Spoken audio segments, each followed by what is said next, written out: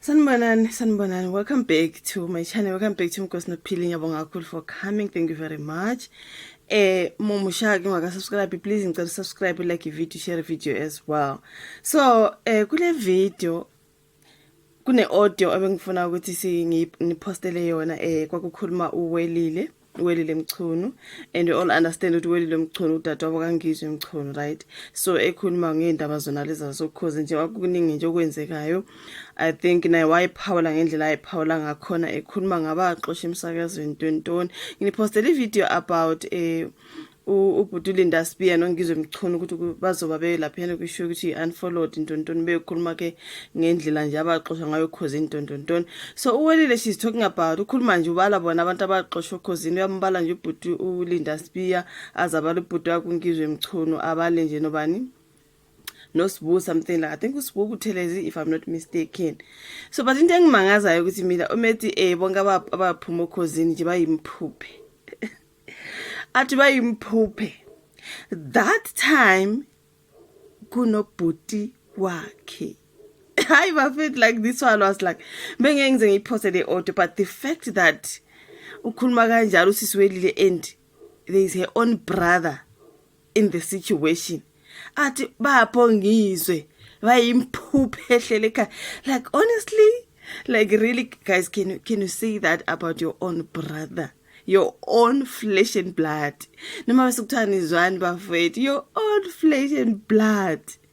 Yo lento guys, but anyways uPaula ke ngendaba zasokhosini uWelile Mchunu ngizothanda siyomamela, even though for me I'm like see your brother ubhuti wakho, like umne wenu, like umfo wenu phakathi kwabantu, in front of, phambi kwabantu vele umbize ngomphuphe.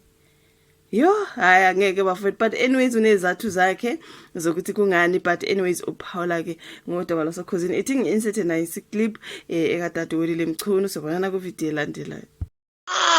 Uyabona inqondo ihambile anivukani sintshele ngalolu khosi sikhathele bathinta abangathintwa laba sikhohlakalisa okhosi lolu ukhosi kube kuthiwa nani mabhincane neqiniso le yanto abayisalelwa umuntu manje ngingamamenemene nani bapho uSibu lapha nokhosini wasebenza khona uma usuphuma uba umphuphe uphi uSibu kumanje uvuvukela inyawo washawa isikepwe waphuma okhosini waphupha uSibu waqola abantu.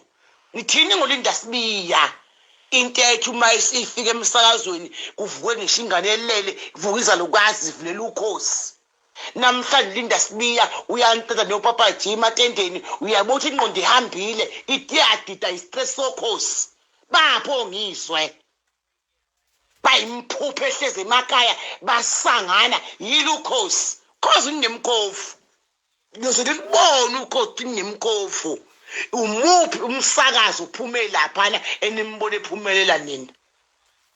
Xhasha abantu lapha waphuma lapha mawungafanga ugula ngenqondo mawungashonanga ngutshele lolu khosi nje lolu luyabheka mawungashaya ngesikepe qondo yakhambele ukhosi iko lolu usibone thethe enzima kabi uphi uSibu namhlanje twasa ubungisho phansi uvukela inyawo isikepe ukhosi bagulo Linda Spear manje imboyi inqondo isaphelele qoma sodakala uyabona inqondo ihambile watresa ukhosi esebenzele uLinda ukhosi bamchapha egcine bamxosha ubani uMangcobo cause ninelwane kodwa imfunyoke lapha xapha zingane zabantu emfaza kaphume lo sikhathele nani mabhinca enike indaba zokhosi FM umsazi ufuna ubulawa yithi luya ngoba ulamsakazi ukhona ngathi ubekuthiwa ulaleli ngabe kade into yavalwa kwaphela indaba zamavuwazi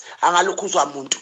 Phumani nje okhosini phumani asivula umsazi wethu sikhathele sihlanise thina unyaka yini esingahlile kuleza mabhinca ngoba siphethe iso xasaza lo mama lokuthiwa uMangcobo sekuthuna enhliziyo yakhe ngcwele lamaxhoku lawa kaManqele acabanga ukuthi uManqele laphana yiwo ungena kuKhosi FM ngawo owangena ngawo kuphi dota amaxhoku la ngamsiza ukuthi uManqele ishovela inkani lapha bese yakwazi nokuthi aphumelele umsazi wokuzoxhaphaza na ngani nawo mina lamxhaphaza anithola ukhozi mhlala uthi umgodi wina inganga lomfazi qambe lomgodi amanga so umama uMaNgcobo umhle ngoba nakho manje sephuma umgodi obala ngamaxhogabi nemabhinqa nini sikhathele